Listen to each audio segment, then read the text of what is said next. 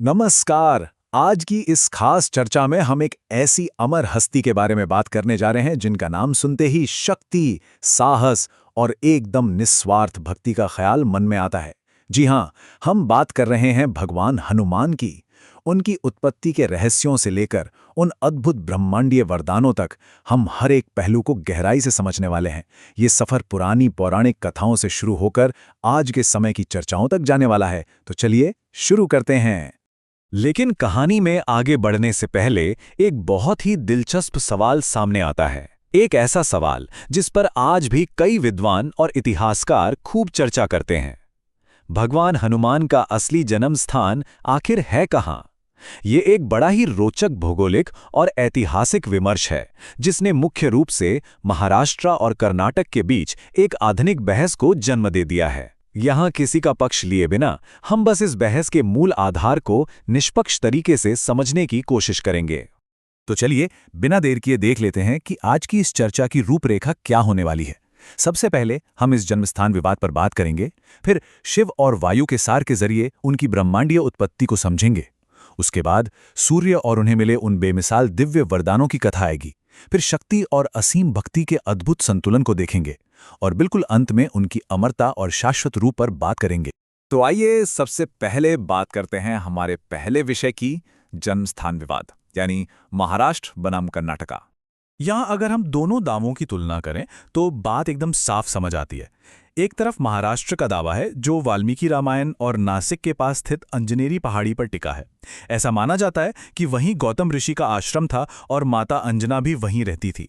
और दूसरी तरफ है कर्नाटक का दावा, जो हम्पी के पास किष्किंधा पर आधारित है और इसे सदियों से चली आ रही मौखिक परंपराओं और कुछ खास ज्योतिषीय गणनाओं का समर्थन हासिल है। अब मजे की बात देखिए, हमारी हिंदू संस्कृति में इस संवाद या वैचारिक चर्चा की बहुत बड़ी अहमियत है।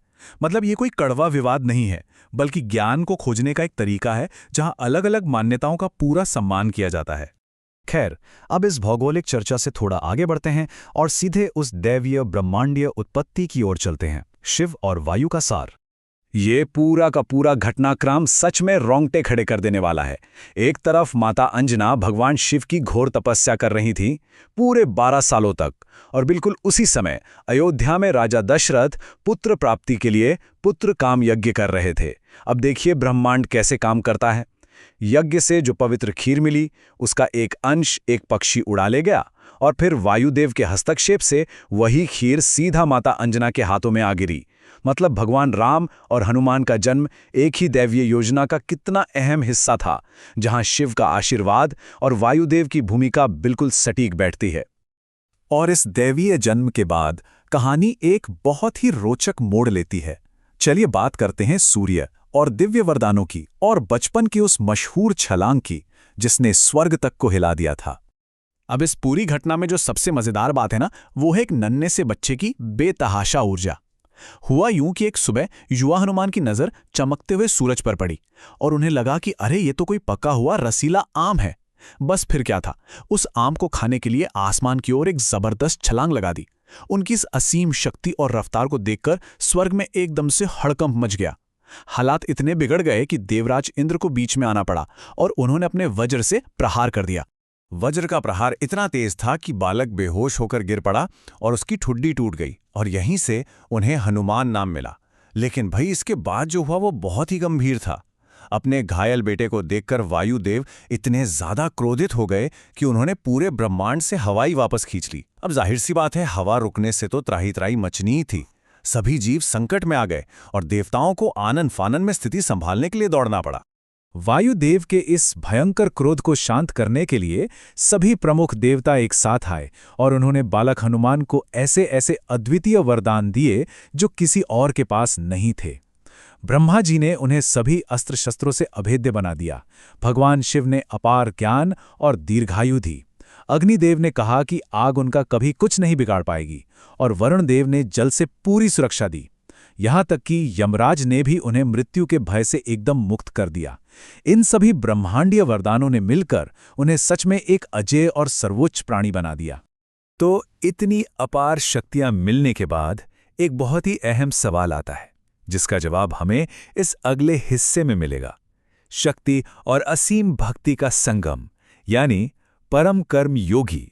यहाँ हमें भक्ति यानी पूरी तरह से समर्पण और शक्ति यानी असीम बल का दुनिया का सबसे बेहतरीन संतुलन देखने को मिलता है।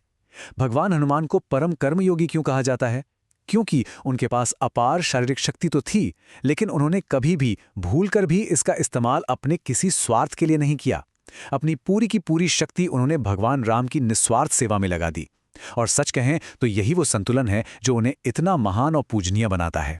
लेकिन इस आध्यात्मिक सफर में एक घटना का बहुत बड़ा हाथ रहा है।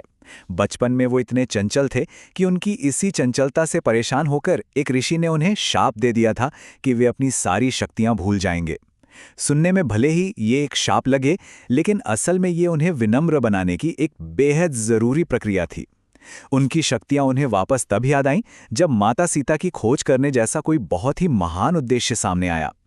इस पूरी घटना से एक बहुत बड़ी सीख मिलती है कि सच्ची शक्ति का इस्तेमाल हमेशा धर्म और नेकी के काम के लिए ही होना चाहिए। और अब हम इस अद्भुत कहानी के बिल्कुल अंतिम और शायद सबसे खूबसूरत पड़ाव पर आ गए हैं, अमरता और शाश्वत रूप यानी सदैव उपस्थित रक्षक। रामायण के भीषण युद्ध के बाद का वो पल याद कीजिए जब भगवान राम ने हनुमान जी को ना जाने कितने भौतिक पुरस्कार और कीमती उपहार देने चाहे, लेकिन उन्होंने क्या किया? उन्होंने बड़ी ही विनम्रता से उन सभी चीजों को ठुकरा दिया। उनकी तो बस एक ही इच्छा थी, भगवान राम और माता सीता की हमेशा सेवा करते रहना। उनकी इसी अनोखी और निस्वार्थ भक्ति से प्रसन्न होकर भगवान राम ने उन्हें चिरंजीवी होने का यानी हमेशा के लिए अमर होने का वरदान दे दिया। हमारे सामने ये जो सुंदर सा संस्कृत श्लोक है, ये उनके इसी अमर अस्तित्व को बहुत ही गहराई से बयां करता है। इसका मतलब है कि जहां कहीं भी भगवान राम की महिमा का गुणगान होता है, वहां मारुति यानी भगवान हनुमान आनंद के आंसुओं और हाथ जोड़े हुए हमेशा मौजूद रहते हैं। उनकी ये अमरता सीधे तौर पर भगवान राम के प्रति उनकी उस असीम भक्ति से ही जुड़ी हुई है। तो इस पूरी चर्चा के अंत में एक बहुत ही गहरा सवाल हमारे सामने खड़ा होता है। आज के इस आधुनिक और तेज तर्रार युग में भगवान हनुमान के जीवन से निस्वार्थ सेवा, विनम्रता और अनुशासन की इस असीम भावना से हम क्या सीख ले सकते हैं?